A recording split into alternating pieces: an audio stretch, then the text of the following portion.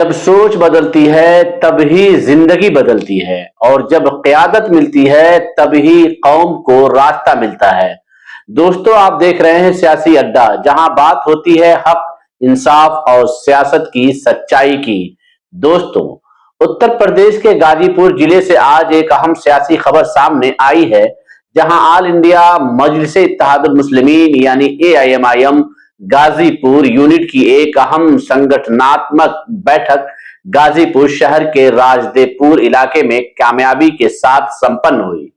इस बैठक में संगठन को मजबूत करने, आवाम को जोड़ने और हक व इंसाफ की लड़ाई को नई धार देने पर गंभीर चर्चा की गई। दोस्तों, इस कार्यक्रम के मुख्य अतिथि एआईएमआईएम के प्रदेश महासचिव जनाब मोहम्मद शमीम खान रहे, जिन्होंने अपने खास और असरदार अंदाज में कार्यकर्ताओं को सीधा संदेश दिया। मोहम्मद शमीम खान ने कहा कि जब तक हम अपने सोचने और जीने का तरीका नहीं बदलेंगे, तब तक हमारी जिंदगी और हमारी हालात नहीं बदलेगी। हम क्या सोचते हैं, इसका सीधा असर हमारे भविष्य पर पड़ता है। उन्होंने साफ शब्दों में कहा कि जब तक हमारे पास हमारा कायद, हमारा लीडर, हमारा झंडा और हमारा मजबूत संगठन नहीं होगा, तब तक हमारी लड़ाई लड़ने वाला कोई नहीं मिलेगा। हक और इंसाफ की पुकार। प्रदेश महासचिव ने कहा कि हक और इंसाफ की लड़ाई अपने आप नहीं जीती जाती, इसके लिए संघर्ष करना पड़ता है, कुर्बानी देनी पड़ती है और एक मजबूत प्लेटफॉर्म की जरूरत होती है। उन्होंने मजलिस को उसी प्लेटफॉर्म के रूप में पेश करते हुए कहा कि अगर आप चाहते हैं कि भारत के लाल किले पर कोई मुसलमान तिरंगा फहराए, तो आपको एआईएमआईएम पार्टी को मजबूत करना होगा। मोहम्मद शमीम खान ने अपने संबोधन में सलाहुद्दीन, मोहम्मद अयूबी और हजरत उमर बिन खत्ताब का जिक्र करते हुए कहा कि तारीख गवाह है कि इंसाफ, सलाहियत और सबको साथ लेकर चलने वाली क़यादत पूरी दुनिया को बदल सकती है। आज हमें भी उसी रास्ते पर चलने की जरूरत है।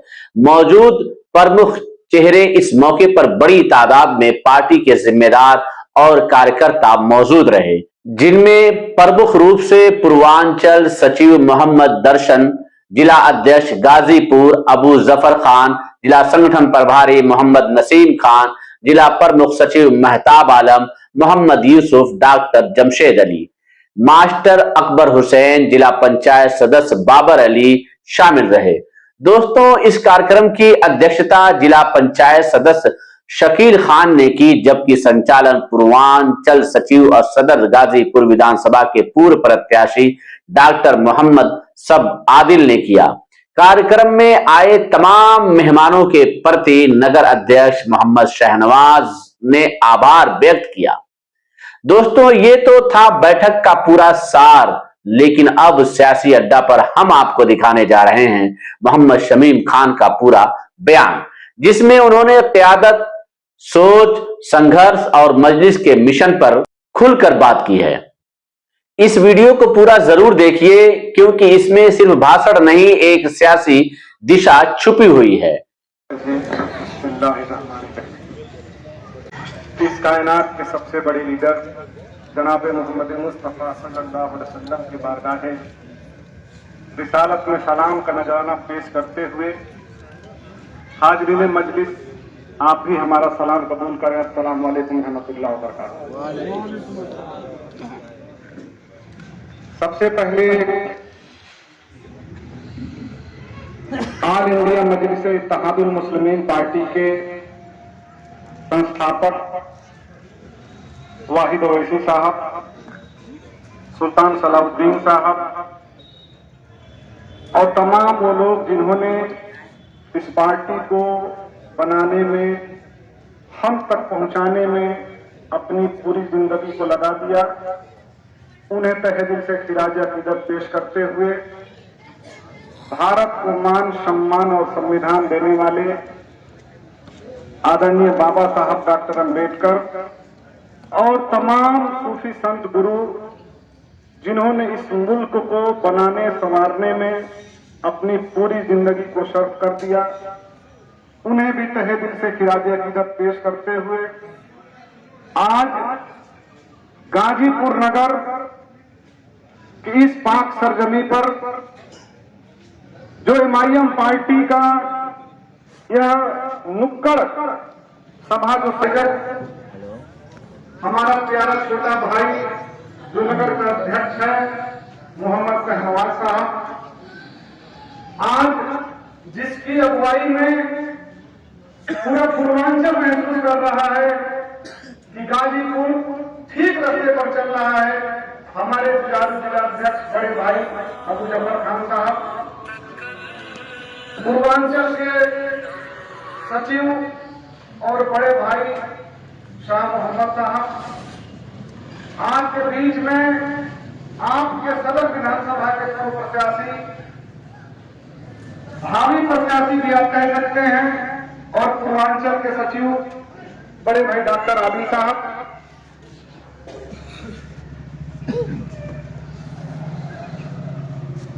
गाजीपुर में जिन्होंने जिला पंचायत में अपना खाता खोला, उसमें से एक हमारे छोटे भाई बाबर खान साहब जो भी आज आपके बीच में मौजूद हैं, शकील अहमद साहब जो अपनी दावेदारी जिला पंचायत के लिए पेश कर रहे हैं, तहसील साहब जो जंगीपुर विधानसभा के अध्यक्ष हैं, इखलाक साहब, बड़े भाई और कदम ब कदम साथ देने वाले मास्टर अकबर साहब, सिराज शाह साहब जो ब्लॉक अध्यक्ष शुरू के भदौरा के हमारे हैं, कुर्बान अंसारी साहब जो विधानसभा के महासचिव हैं, फैजान अहमद साहब जो सदर विधानसभा के हमारे अध्यक्ष हैं, इमरान अहमद साहब जो सम्मनपुर के रहने वाले हैं और पिछले बार उन्होंने सम्मनपुर सदर विधानसभा में उन्होंने बेहतरीन प्रोग्राम कराया था, और हमेशा बसपा के जमाने में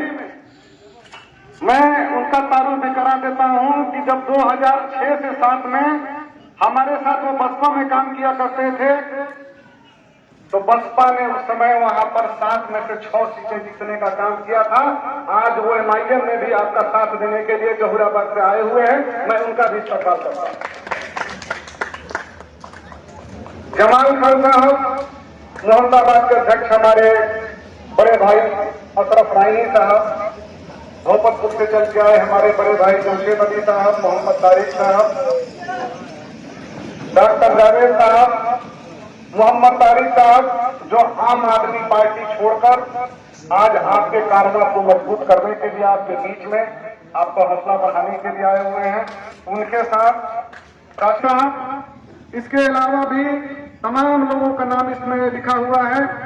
मैं वक्त की मजबूरियां हैं, किस किस का नाम लूं, किस किस को छोड़ दूं, जो जर्रा जिस जगह है वही आफताब है।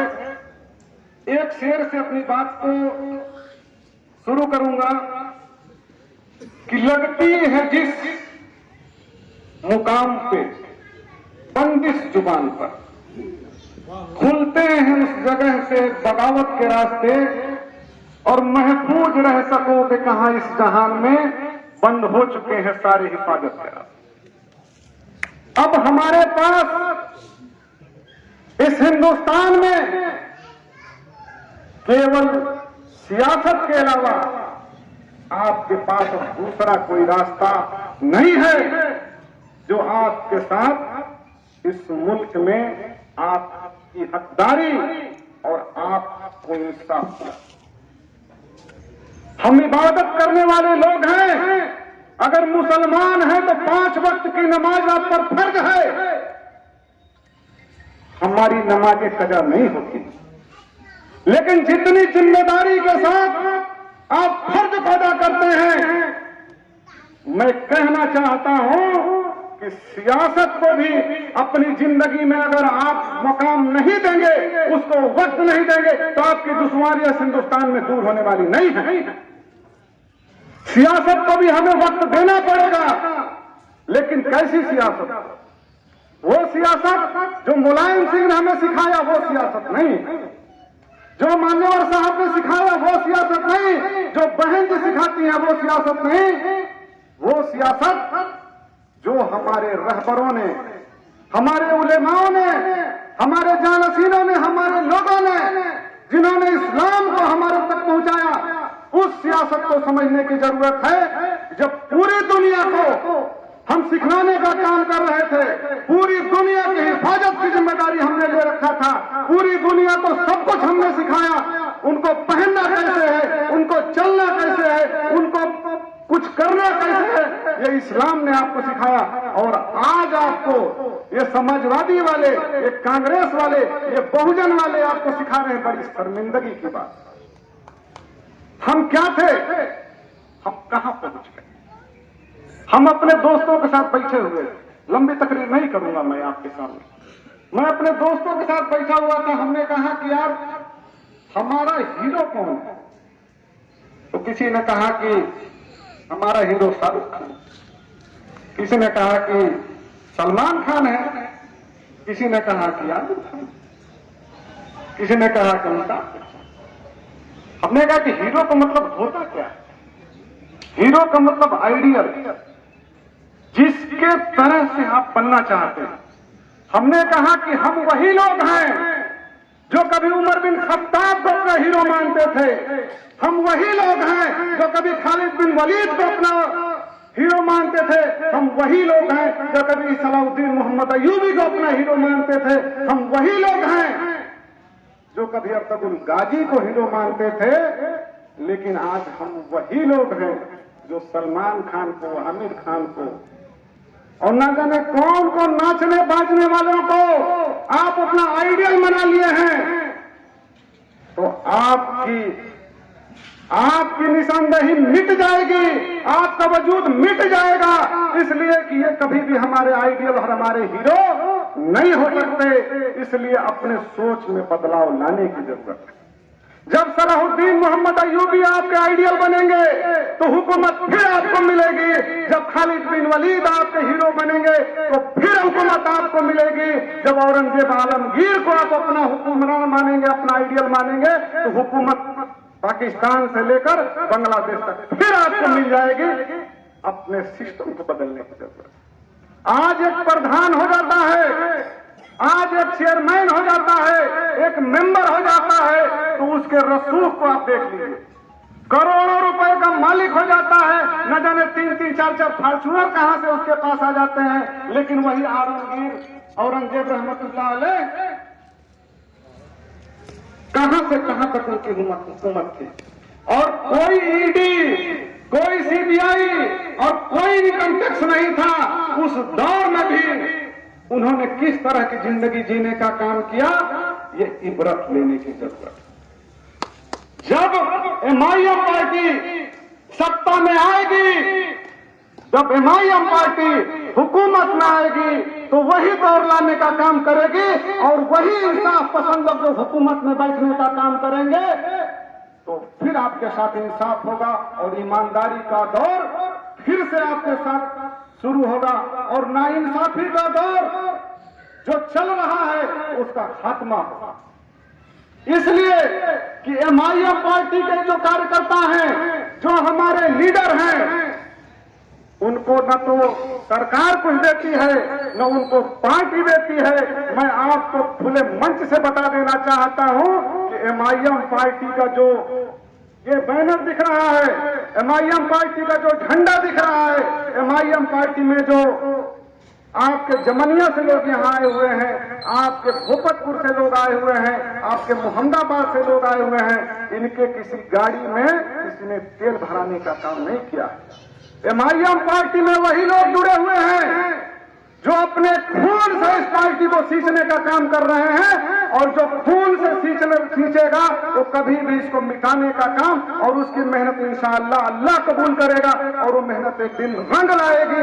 और इस हिंदुस्तान पर एक दिन जो आप लोग सोच रहे हैं, आप इस हिंदुस्तान पर एक दिन गालिब हो गए। और इस हिंदुस्तान के हर दलित, हर शोषित, हर वंचित और हर पिछड़े के साथ अगर कोई इंसाफ करने की अगर कोई सलाहियत रखता है, कोई अदल रखता है, तो केवल आपकी कौम है, कोई दूसरी कौम नहीं कर पाएगी। इसलिए कि 80 साल में आज हिंदुस्तान में किसी एक कौम के पास आप जाकर पूछ लीजिए कि क्या तुम इस हिंदुस्तान की सियासत में, क्या इस हिंदुस्तान की हुकूमत में क्या तुम खुश हो, तो लोगों का यही जवाब होगा कि नहीं, हमारे साथ नहीं, साथी नहीं, हमको हमारा हक नहीं मिला, हमारे साथ जो है जाति हो रही है, हमारे लोगों का उत्पीड़न हो रहा है।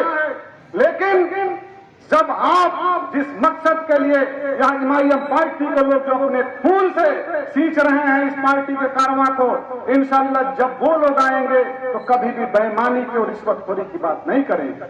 और जो हमारे आवाम का पैसा है वो 100 रुपया अगर सड़क में लग रहा है तो 100 रुपया दिखाई देगा।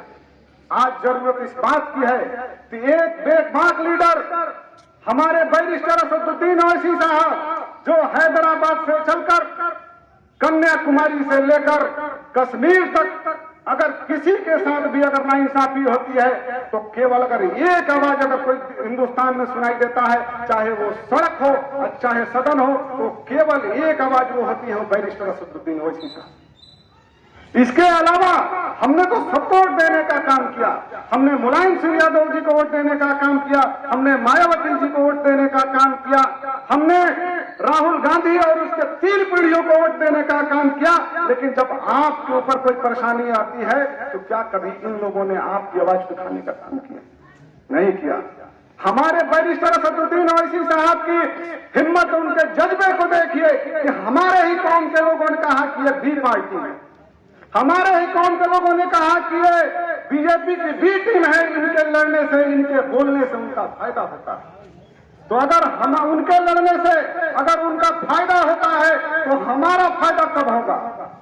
इसलिए बड़ी संजीदगी से सोचने की जरूरत है कि आज हमारा उत्तर प्रदेश उस मुकाम पर पहुंचा है कि हमें एक बड़ा फैसला लेना होगा, हमें एक बड़े फैसले को लेना होगा कि हम 80 साल के बाद भी इस पोजीशन में पहुंचे हैं कि न तो विधानसभा में और न लोकसभा में आपकी कोई बात करने वाला है कि आप 85 साल के बाद भी आप वही देखना चाहते हैं। अगर आप चाहते हैं कि हिंदुस्तान की आजादी के 100 साल के पहले इस हिंदुस्तान का हुक्मरान कोई लाल किले पर आपका झंडा कोई मुसलमान फहराने वाला होगा तो एमआईएम पार्टी के इस मिशन पे आप जुड़ जाइए। इंशाअल्लाह 100 साल के अंदर हम उस हिंदुस्तान के लाल किले पर एक मुसलमान को झंडा फहराने का मौका देने का काम करें।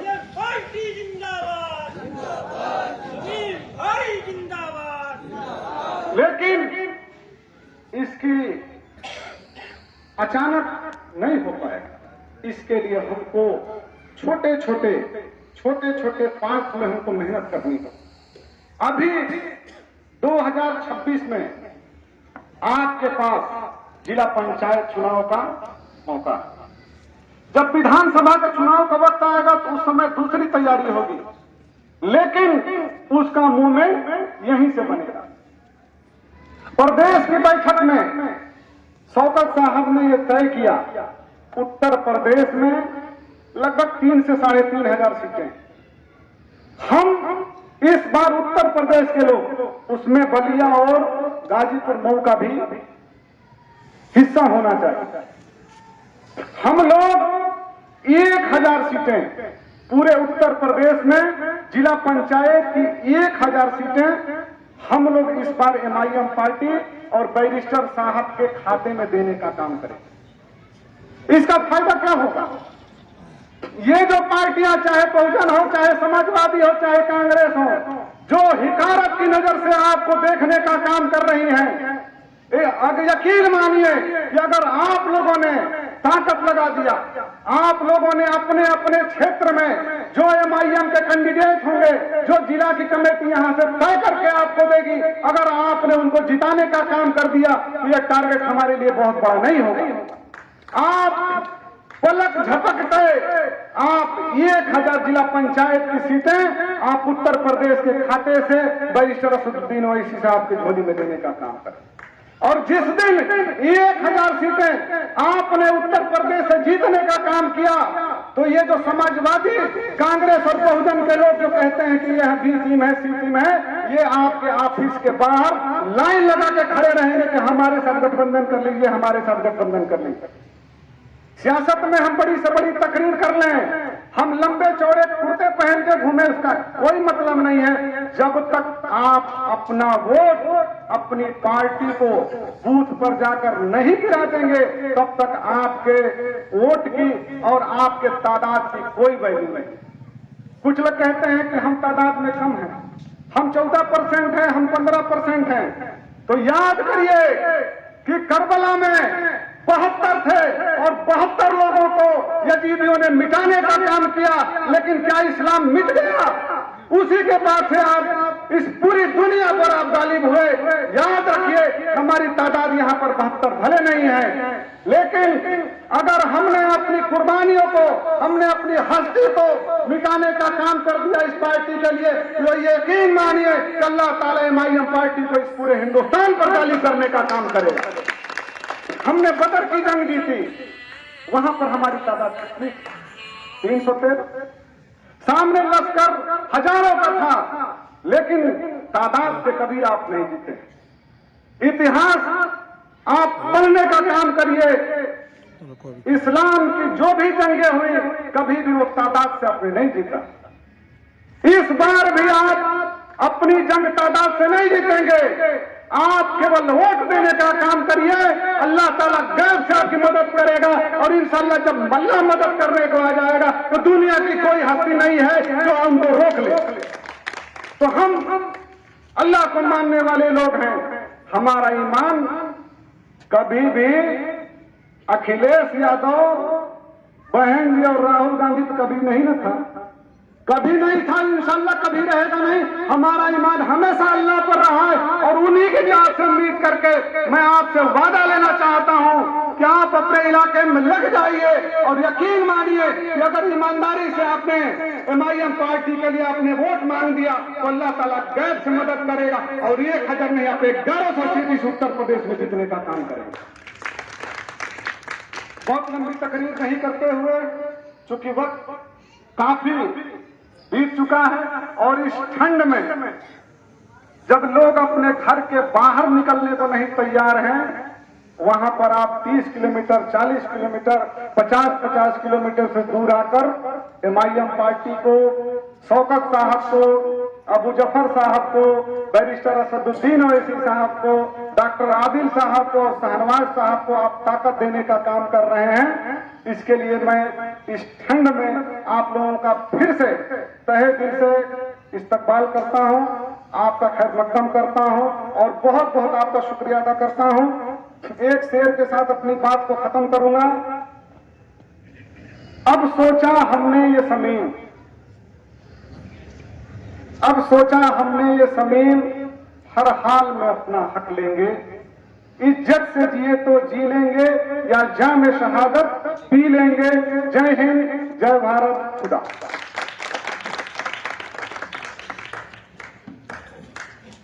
वीडियो देखने के बाद दोस्तों, अगर आपको हमारी रिपोर्ट पसंद आई हो, अगर आप सियासत को सच और साहस के साथ देखना चाहते हैं, तो अभी सियासी अड्डा चैनल को सब्सक्राइब करें, वीडियो को लाइक करें और कमेंट में अपनी राय जरूर लिखें।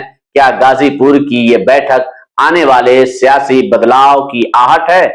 मैं हूं आपका दोस्त सियासी अड्डा के साथ। फिर मिलेंगे एक नई खबर, एक नए सवाल और एक नई बहस के साथ। इस खबर में बस इतना ही। मिलते हैं अगली खबरों के साथ, तब तक आप अपना ख्याल रखें। शुक्रिया।